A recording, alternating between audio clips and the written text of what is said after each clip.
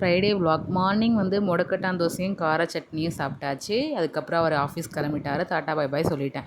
நான் இன்றைக்கி ஒரு நியூ ரெசிபி ட்ரை பண்ணேன். இதெல்லாம் ஒரு நியூ ரெசிபியாக நீங்கள் யோசிப்பீங்க. பட் எனக்கு இது புதுசு தான்.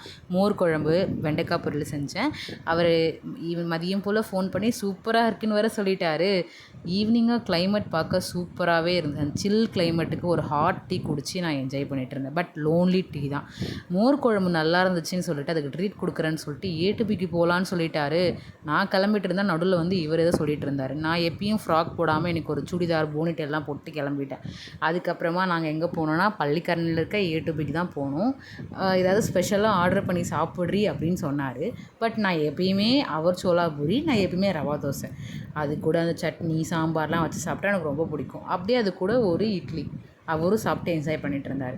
நான் எங்கே போனாலும் அவர் என்ன குழந்த மாதிரி தான் ட்ரீட் பண்ணுவார். எந்த அளவுக்குன்னா எனக்கு டோர் ஓப்பன் பண்ணுறது க்ளோஸ் பண்ணுறது எல்லாமே அவர் தான்.